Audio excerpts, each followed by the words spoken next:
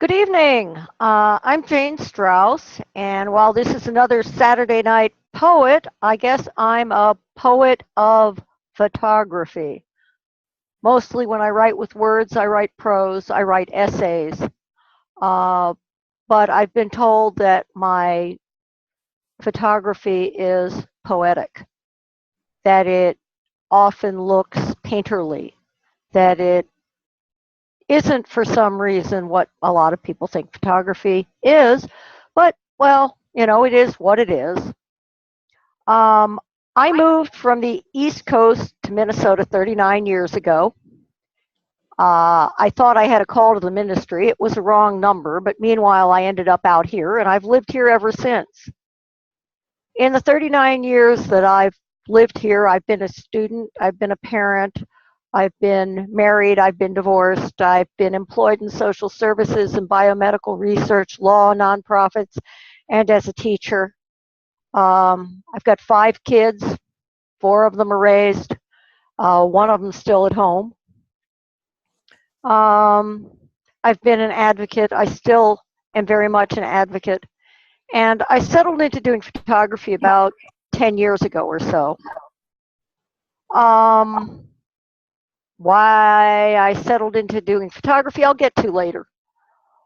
In any event, I like to refer to myself as an attorney in remission and a photographic artist because that's pretty much who I am. In a galaxy long, long ago and far away when I was in high school, and we are talking a really long time ago, I graduated in 1971. I was that kid who was the shy, artistic, musical, theatrical, smart rebel. But of course, this was the late 60s and the early 70s, and there was plenty to rebel about. Um, I was involved in civil rights stuff. I was involved in anti-Vietnam War stuff, anti-war stuff generally.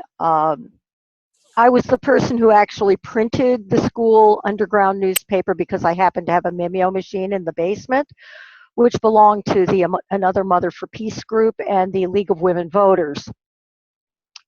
And I first learned photography in those days, way back when there was a whole lot less tech than there is now.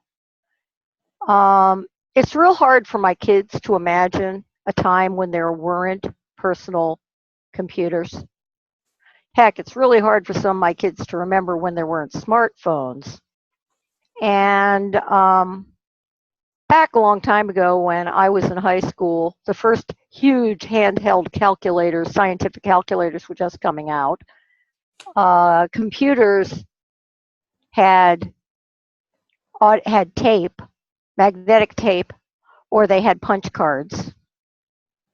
And if you were doing photography, you were using film because it was the way to do it.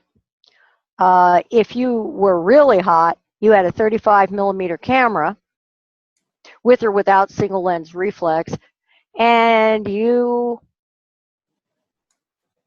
had a dark room you could use.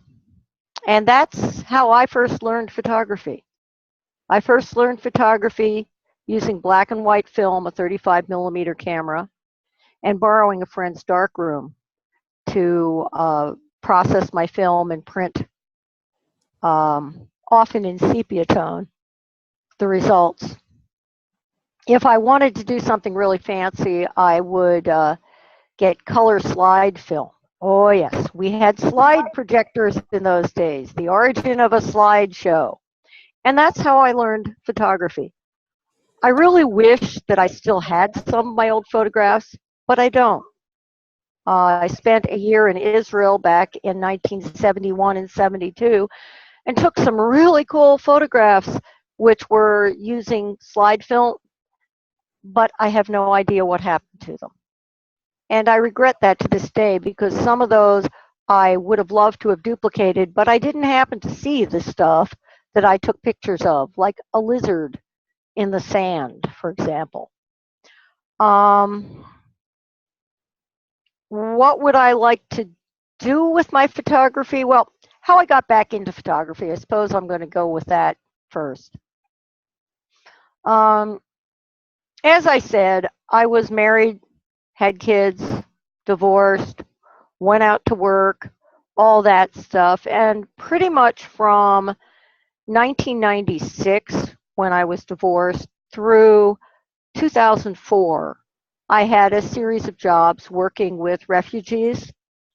I was started doing law practice part-time off the dining room table back in about 1989, and did a very little bit of that, transactional stuff and some occasional courtroom appearances, which frankly soured me on the courts. While I probably shouldn't say this because I'm a licensed attorney, I have come to believe that in this country you have all the law, all the justice you can afford, and that's sad because that's not the way it's supposed to be. I worked as an advocate for refugees and for people with disabilities, and an advocate for disabled students in the schools. I worked as a job developer with nonprofits that served refugees. I worked for a couple of years as a substitute teacher in the public schools. I put in some time teaching paralegals in one of those private junior college type places, which has since gotten into some hot water for not really providing a good education. I was there for one semester. Apparently, I insulted somebody by suggesting that it would be a really good idea for them to get some help with their writing if they wanted to be a paralegal, and that it looked to me as though they might possibly have some of the same learning disabilities they were telling me their kid had. Well, that was apparently offensive, so they canned me. And then I worked as a consultant with nonprofits. And come 2004, we had a Republican governor, and he canceled a whole lot of contracts with nonprofits. So a whole lot of people that summer of 2004 got laid off because the nonprofits they worked for or worked with or had contracts with no longer had money to pay them. I was one of those. And so was my partner Rex. And so that was Thursday, and then Friday. And the following Tuesday, his dad down in Iowa went into hospice care. And it looked like we were going to be doing a bunch of traveling down to Iowa. So we said, okay, let's apply for unemployment, and then we'll look for more work towards the end of the summer. And in the meantime, I said, I have one of those newfangled digital cameras, and I have a computer. I've always wanted to start taking pictures of those cool barns we see on the way down to Iowa. Why don't I start taking photographs? So I did, and that's how I got back to photography. Silly me, I did not think that once you print and frame photographs, they take up a lot of room. But I did make the decision that I was going to go with digital, first because it was the wave of the future, and second, and more importantly, because I didn't want some of those toxic chemicals around the house. I had a special needs kid at home.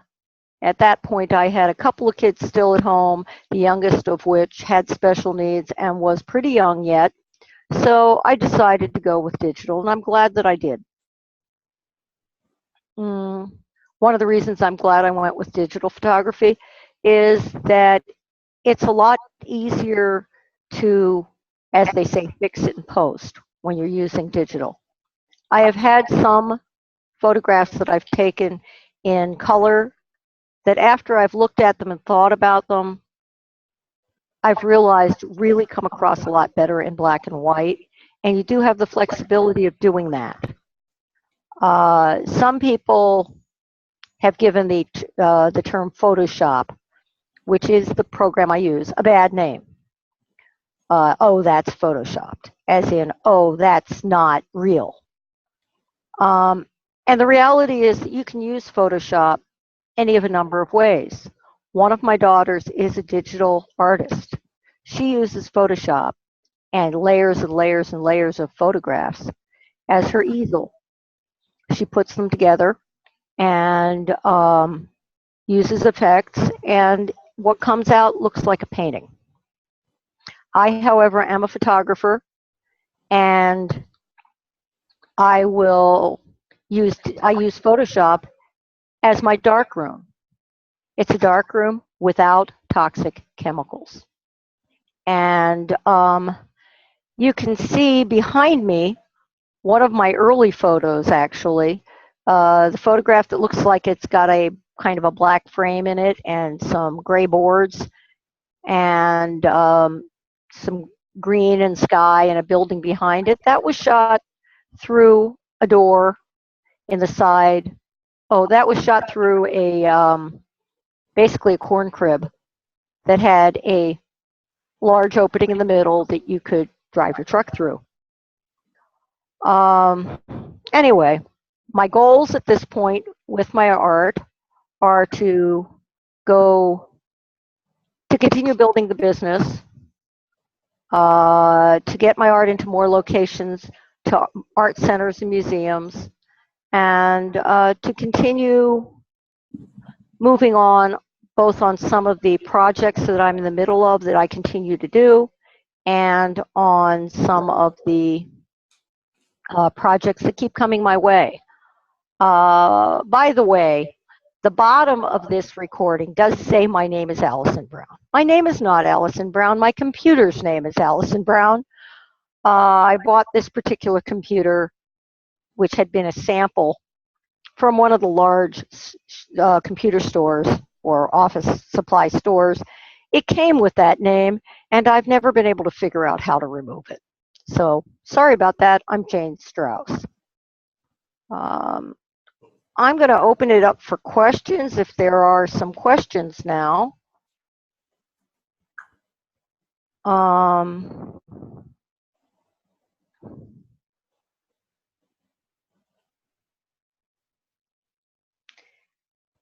Okay. Where can you find my art? Okay, yes, I have some websites. Okay, where can we find your art? Do you have a website where we can find info on your work? Yeah, there are a number of places you can find my art. At the moment, I have a small number of pieces that are up on Lake Street in Minneapolis at the Lake Street Coffee House, which is on the 3200 block of East Lake Street, south side of the street. I've got some pieces that you probably won't be able to see because they're in a mixed show in Beijing. I have some pieces that are, I'm trying to think because there are a few other places I've shown. Well, the best place is to go to www.janesprints, JANESPRINTS.com, and I'll type that in the chat room too. Let's see, here we go. www.janesprints.com, or to www.cafepress.com/JanesPrints. JanesPrints.com is where I have a lot of my work that you can order as prints. If you happen to be in the Minneapolis-St. Paul area and you order a print, send me an email and I'd be happy to sign it for you. Cafe Press is where I have things like notebooks, greeting cards, just all kinds of stuff that have various of my art on them. And that would be, and that is the cafepress.com /Janesprints web store. one thing a lot of people don't know is that if you buy something from Cafe Press and you just buy it off their marketplace, the artist gets about half of 1%, almost nothing. If you know someone who has a cafepress.com shop, you do really need to go to their shop for them to get a fair income from what you purchase. Otherwise, the vast majority of it goes to Cafe Press. Also coming up on the weekend of the 19th of September is the Lola Art Crawl, which is in Longfellow neighborhood where I live in South Minneapolis. It's really along both sides of Lake Street and down as far as about 38th from 55 over to the river. I'll be participating in that at my home/studio. And I'm also going to be at the Rossmore Building during the St. Paul Art Crawl, which is in October this year. I believe it's the second weekend of October. So those will be other places where you can get my work. Some of the things that you cannot get directly from the websites are my calendars. I print up usually 3 or 4 calendars that are desk calendars that you can toss into your briefcase if you're going out, and feature my images every year. This year, usually one of the calendars is a Jewish year calendar because I am Jewish, and that starts in September and ends in August. And that one is going to be my second different Israeli feral cats calendar. The first one came out last year. And then I'm going to have 3 2016 calendars.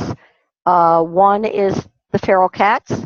One is a classic car calendar with images of classic cars that are no longer made, primarily the mascots or the hood ornaments of them, and front views and stuff, and I think they're kind of fun. And then the third one is a Japanese garden calendar. Those sell for $10 a piece, 3 for $25, and you can email me for those, or you can come to either of the art crawls to get them. Okay, moving on. There's no more questions right now, and the next question that I had was, what photography inspires me? And the photography that inspires me is pretty much older stuff.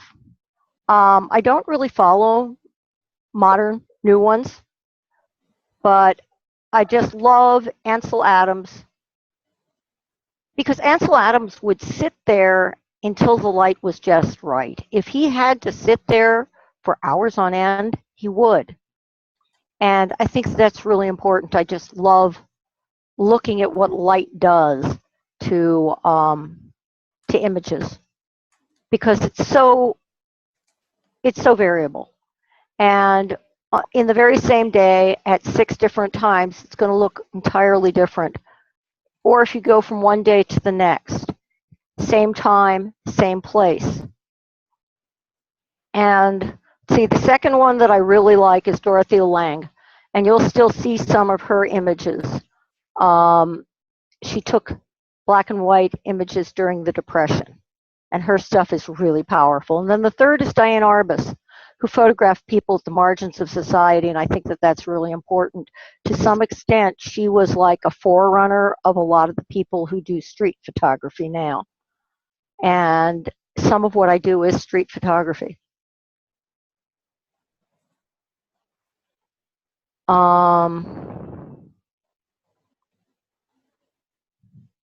So those are the ones that the photographers who I really, really love. As far as endless photographs, I've got so many. I mean, one of the things that's going on for me right now is I've had a lot of stuff going on in my family. I've got a daughter who's getting married on Saturday of next week, and a son that needs a lot of attention this summer and lots of changes. So I'm having less time than I'd really like to work on my photography. So right now I've got quite a number of photographs that I haven't yet processed because life's gotten in the way. I see that some of my photographs are coming up now. The first one that you see is called Grain Bins, and that was one of my original Iowa barn type photos. It's it was taken in a field from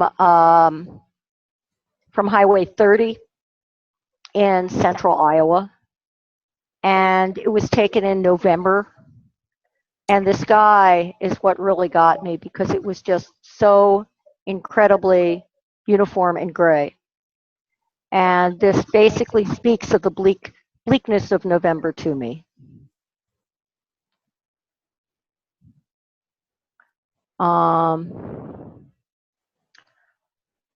And so that's that first photo. It was taken in 2004.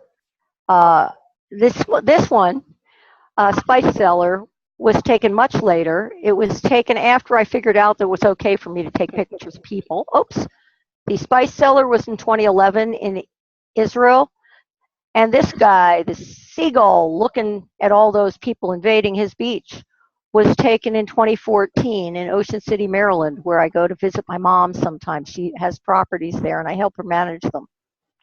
And just taking the viewpoint of the seagull was a fun thing to do.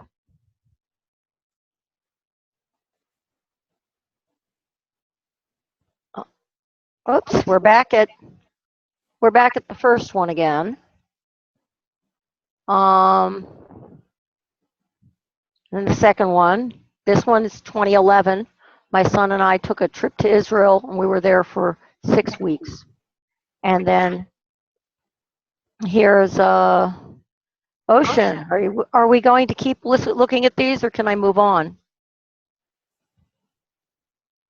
Move on. Oh, well, here's another one. This one was taken in 2010, and this is a park in March. This is Catzilla looking at himself as a younger kitten. I had this one was 2006, I believe, and the clematis just needed to be taken. It just wanted to be taken. At that point, I started doing some tight close-up work. Okay, now, so at this point, I've got a number of photographs I haven't processed because life's been getting in the way. And so I've got endless photographs sitting around. Sometimes what I'll do, and one of the nice things about doing photography is if I get up and I don't have something else that has a tight deadline and the light is good, I can decide to just get up and go. And sometimes I'll do that. The Japanese garden came from from one such trip. More of my work can be seen on the showcase page that you can go to from here, should you be interested. Okay, now as far as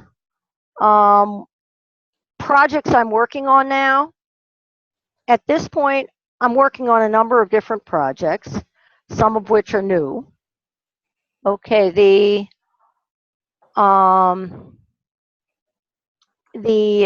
let's see, the other images can be seen on the showcase page, which is www.anothersaturdayNightPoet.wordpress.com.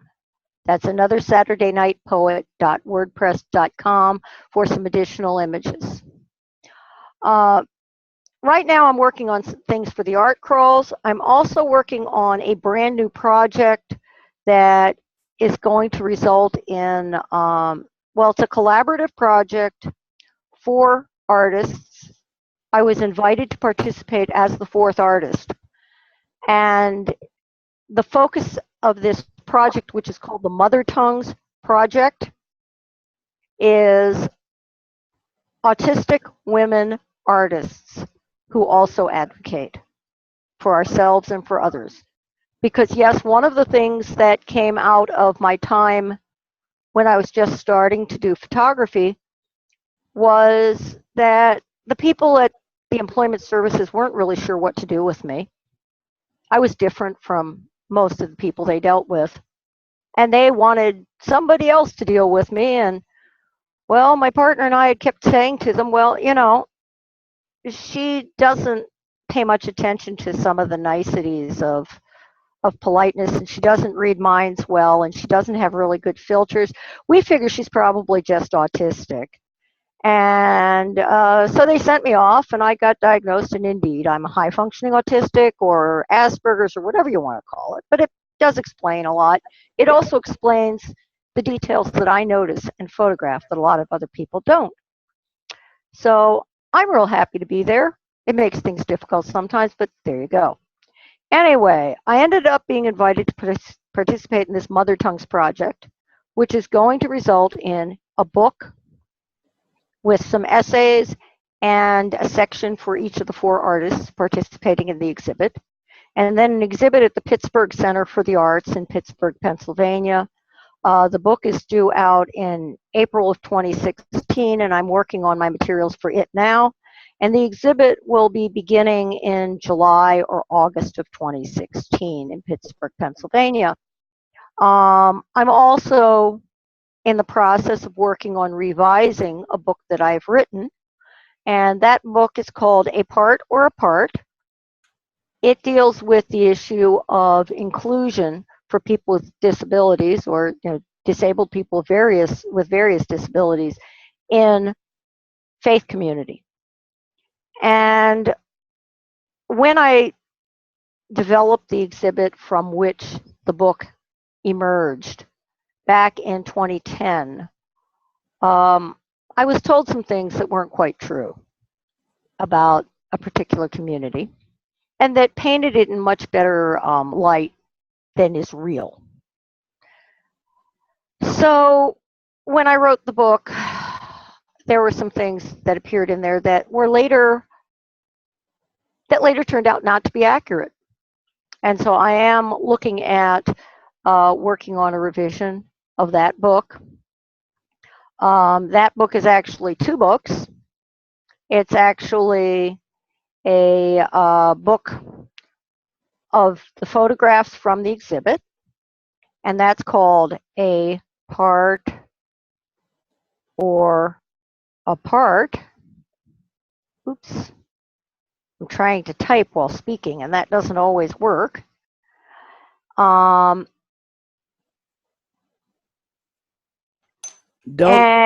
type it. It's gonna appear on Okay. the video, so you don't have. You can say it, but Okay, A Part or Apart, and then there's a study guide, which is a combined study guide for using the images in that book, which are black and white documentary style images, to open a discussion about what is inclusion, what isn't inclusion, how can a church or a synagogue or a mosque talk about including people fully when they're disabled, and being respectful of disabled people while providing what we need in order to fully participate as equal community members. And so the discussion guide is called Everybody's Talking About A Part or Apart. And I do have a website for those books, which is called www.a-part-or-apart.com. Those can be ordered directly, and I also do have them available. If you're interested in seeing them, I will have them at the art crawls. So those are pretty much a couple of things I'm working on now. I also have some other things that I'm thinking about doing. Such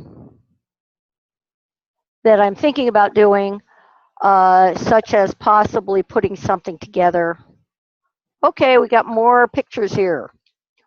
This is a 2010 photograph, And this was in late March or early April. Not all the snow was quite gone yet. One of those gray days in early spring down at the park near Minnehaha Falls. And it's just such a wonderful example, in my opinion, of what early spring, late winter is in Minnesota.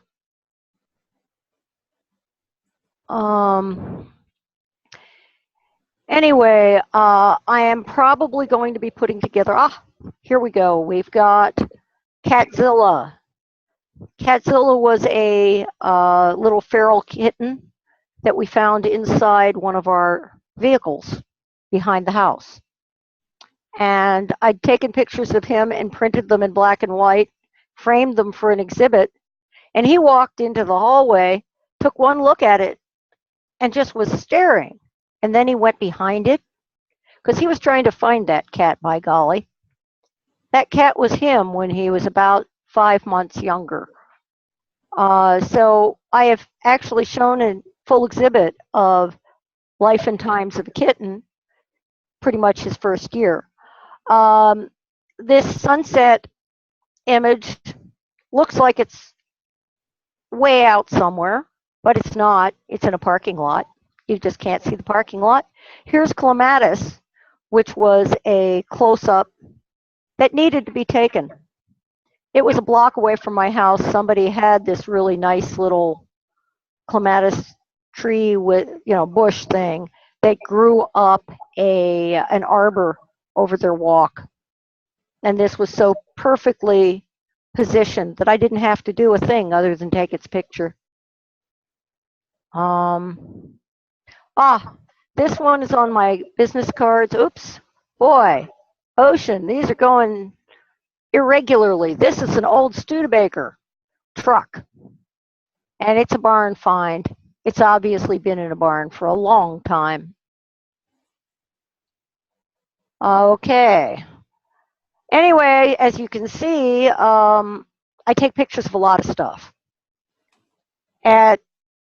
Another thing that I'm going to be working on is I'm continuing to collect automotive images of cars and things like that cars, mascots, details that I don't yet have. And that's something that I do a lot. And plus, I've got a plan at some point of editing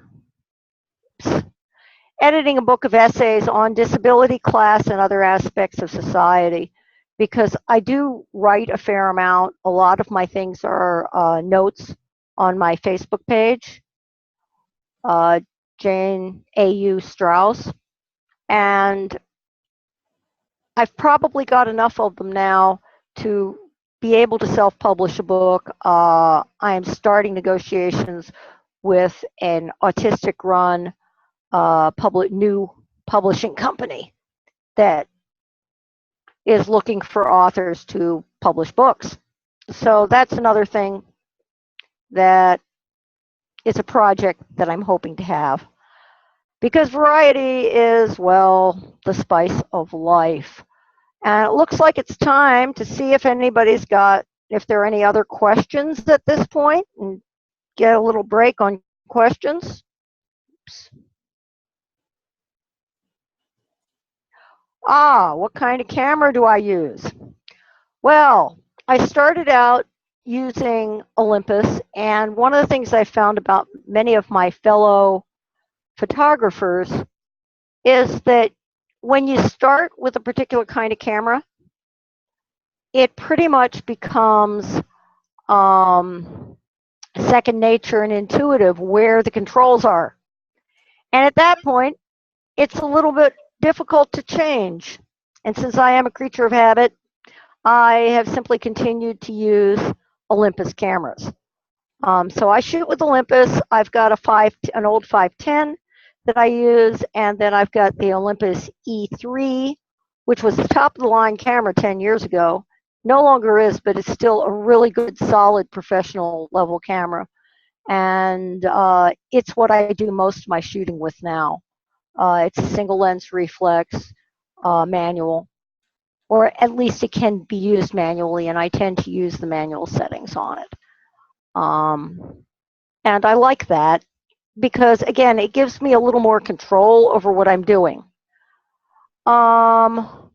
Okay, what photos are your favorites? Pick 3 and talk about them. Oh my goodness, that is a difficult question because my photographs are my kids. I mean, I've got 5 kids. Who do I like best? I don't know. I've got gazillions of photos. Which do I like best? That's a toughie.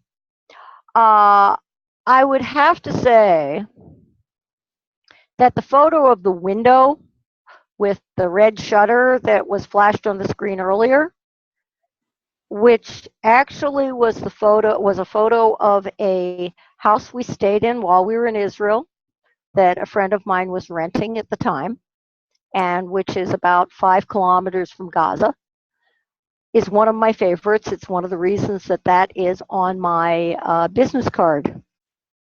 So the window with flowers is definitely one of my favorites.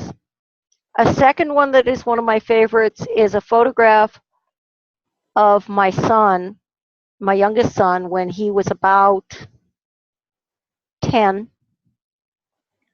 And it's a black and white photo of him standing by the pulpit in our synagogue, looking at the front page for prayer book. The intensity in his face as he's looking at it just amazes me. And I really like that one. And a third one that I really like, is probably going to end up being the one of my images of the goddess of speed. There was a period back in the 1930s when the in thing for any, 20s and 30s, for any car company was to show how fast their cars were and how sexy by having some kind of a winged lady on the front. One of the well-known ones is the one from the Rolls-Royce, and another is the Goddess of Speed from the Packard. I happened to come up with, well, since I take a lot of my photos of cars at car shows, it's really cool because you end up with all kinds of different backgrounds for these things, depending on who happens to accidentally be parked behind it or next to it or whatever, or where something's parked. In this case, there was a really great hot rod with a kind of a mustard yellow and red flame job parked right behind the Goddess of Speed. It's an awesome image. It was one of the images shown at the Velocity 2 show at the Hopkins Center for the Arts back in 2012, and it was featured on the cover of the Minnesota Women's Press in July of 2012.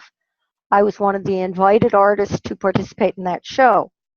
Anyway, prices.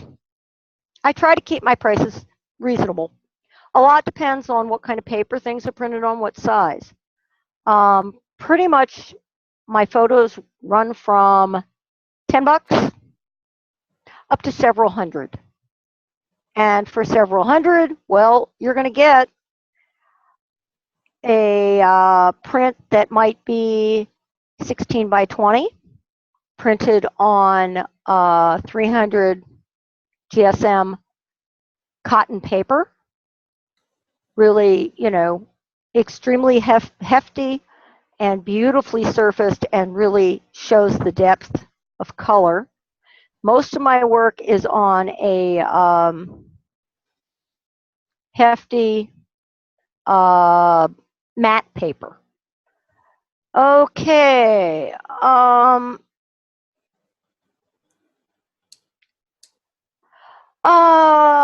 lot of people wonder what kinds of things draw me to take a picture. It's hard to say a lot of the pictures that I take are based on contrast, patterns, or interest in the subject. I mean, in the case of the flowers and in the case of the cars, it's interest in the subject. In the case of patterns, I just love to see things that are patterns. Like if you look at the one behind me, it's got two rectangles. One's the frame, the other's in the middle of the picture. And I just love that kind of imagery. I also love visual irony. One day I ended up having to drive one of my kids to the old St. Paul Open School, which was near the High Bridge. And the light was beautiful that day. I brought my camera with me and I went out on the High Bridge taking pictures. And another one of my favorite pictures came out of that. And it's a visual irony. I call it unfinished business. And it's got this really nice shot of St. Paul Cathedral with the fancy point on the top, and a really nice shot of one of the fancy light fixtures that they put on the side of the High Bridge with the matching little points on the top. And one of them's got its globe, and the other one, the globe was shattered and nobody had replaced it. The job is not done until you replace that globe. Anyway, the irony there is something that either people get or they don't. But I like the irony, the visual irony there of the really fancy globes, but one of them was broken and not replaced. And so that's why I took that picture. Occasionally I've collaborated with others, usually people who are not photographers. In the case of Mother Tongues, there are two photographers and a mixed media artist and a sculptor that are going to be collaborating. In the past, I've collaborated with Cheryl Fields, who is a painter. For example, we put together an exhibit in which she had images of Minnehaha and Coldwater Spring in paintings, and I had images in photography of the same subjects. Aldo Moroni, who's a wonderful clay sculptor, and I have talked about doing a collaboration, and that may yet come to fruition. I don't know yet. Let's see. One of the things I really like about photography is I like to show what I see, how I see it. And how I see things is not always the way other people see them. I tend to see small details that other people might completely miss. I tend to pick up on the ironies, the patterns. As far as when I take pictures, I take them all the time, wherever I happen to be, of whatever I happen to see. Sometimes if I'm just kind of out and about, I'll take, well, like I was out and about one day because I was intending to do some nature shots because the light was cool. And as I was driving down West 7th Street, there was a very original Model T pickup truck with its engine running right in front of one of the car parts stores. So suddenly there I was taking a picture of a car, or a truck rather, in the middle of that. Let's see, what else? Another question about, and this is kind of about my other aspect, and it's about laws that have been changed to help disabled people. Well, yeah, I mean, we've had a number of laws that have been passed. To a greater or lesser extent, they help. This is the 25-year anniversary of the Americans with Disabilities Act. And to some extent, that has been a really helpful thing. But one of the things I've noticed is that a lot of the things it mandates have been just as helpful to people who don't have disabilities. Curb cuts are a really good example. Yes, without curb cuts, people who use wheelchairs and some people who use crutches and use walkers have a hard time getting up and down into the street. On the other hand, think about how many more people pushing strollers or with grocery carts you see able to get up and down because of those. Any laws that are passed, of course, are always subject to what the courts decide to do with them. I've been a little disappointed in some of the rulings of various courts with regard to ADA because it's narrowed it in some ways. On the other hand, people at least have the possibility of redress and the possibility of being a better possibility of being able to be out in the workforce and not be discriminated against, or get public services and not be discriminated against based on the ADA. Okay. What other kinds of okay, I'm going to open it for any other questions now.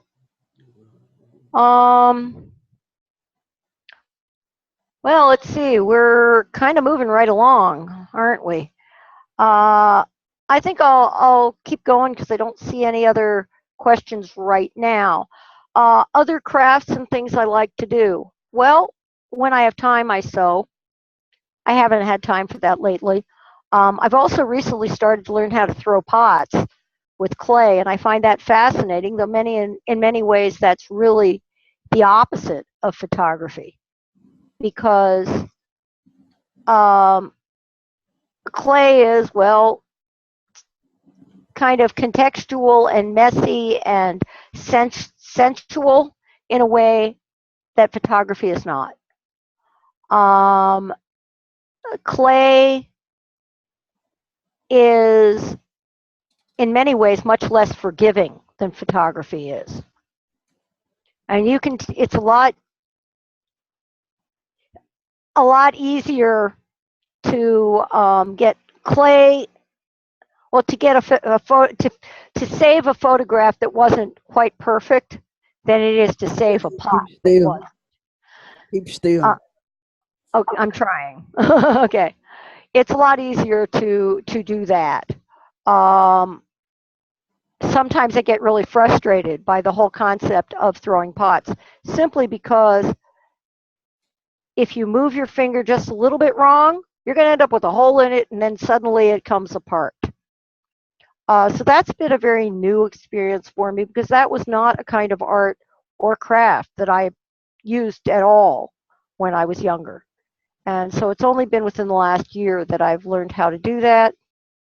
And at the same time, there's a tremendous satisfaction once you have finished a pot, and it has come a pot or a bowl or anything like that using the wheel, and it has come out to look reasonably good, reasonably uniform. And then you get to experiment with glazes, and that's a whole other thing. So that's another thing that I've done. Let's see.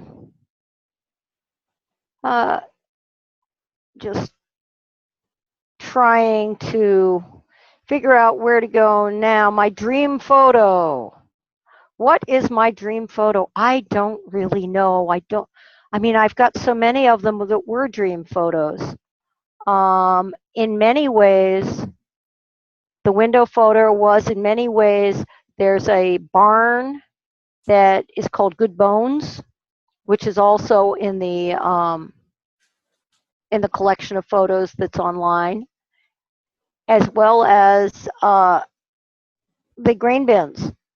To some extent, those were dream photos just because they were so representative of the time and place where they were taken. And they were so classic, I guess. My dream photo is a classic photo that to some extent is outside of time. I mean, it could happen anywhere or nowhere. It could have been taken in 1930 or in 2015. And that's one of the things I like about the barn photos, that so many of them are separate in time. If you're a Doctor Who lover, it's kind of like the kind of thing that that you could get in your TARDIS and go by there any number of times and it would still be there. My art has evolved because, in part, because I started doing inanimate objects and moved towards photographing people, through animals to people. I now photograph a wide variety of things. And I work a lot from serendipity. I happen to see something and then it just kind of grows from there. I see we're kind of coming to the end of our hour.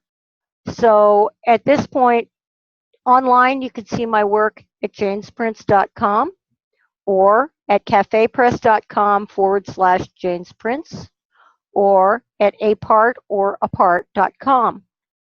In real life, you can see my work at the Lake Street Coffee House on the 3200 block of East Lake Street. Or you'll be able to see it at the Lola Art Crawl in September and in the Rossmore building at the St. Paul Art Crawl in October. And that will be pretty much a full range of work that you'll be able to see, touch, buy, and yes, I take plastic. And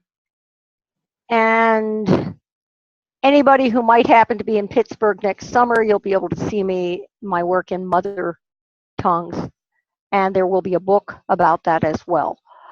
I'd like to thank you all for coming, and especially thank Ocean Sea Poet for hosting me in this. Looks like I've got a couple of minutes at least, and somebody asked what the advantages and disadvantages of working in photography are. I thought that was a fascinating question. The advantage is that in some ways it's easier to represent what I see than in traditional media. I can sketch, I've done that in the past. I can paint, I've done that in the past, but that is not my strength because my hand-eye coordination, frankly, is not all it could be. So the advantage is that it's easier for me to represent exactly what I see through photography than it would be through what many people consider to be traditional artists' media. The disadvantage is something that has grown in the time I've been practicing photography, and that is that when everybody has a phone in their camera, people think they're photographers. And that's because a lot of people don't realize what goes into photography. Photography, the skill for photography is being able to see something that represents reality or hyper-reality when it's done on a flat piece of paper. And that's between your ears and in the circuits from your eyes to your ears to your brain, from your eyes to your brain. That is not something that everybody has the gift to be able to do. Photography is your experience, it's your technique, it's how you see, and it's how you choose to translate that and interpret that onto a finished print. So if there was anything that I could leave people, I'd like to thank everybody for coming again. I'd like to thank Ocean Sea Poet for hosting me. And I guess my final words would be this above, and this is to some extent in memory of my late father, who passed away 6 years ago this coming Saturday. And what he left me with was a quote from Shakespeare, "This above all, to your own self be true." And what I use photography for is to my own self being true, representing those things that I see so that others can see them without my verbal interpretation getting in the way. And in my opinion, any photographer's photographs show a mirror to their soul and their own true self. So I would ask you, listeners, if you're looking at photography, please see it as that mirror to the soul. See it as that photographer opening themselves up and opening their vision up to share with you. And please don't just see it as oh, I could take that picture with my camera or with my cell phone. Because if you really think about it, that may not be the most accurate way of representing it. Thank you very much. Have a good evening, all. And we're out in 5, 4, keep smiling. 3, 2, 1.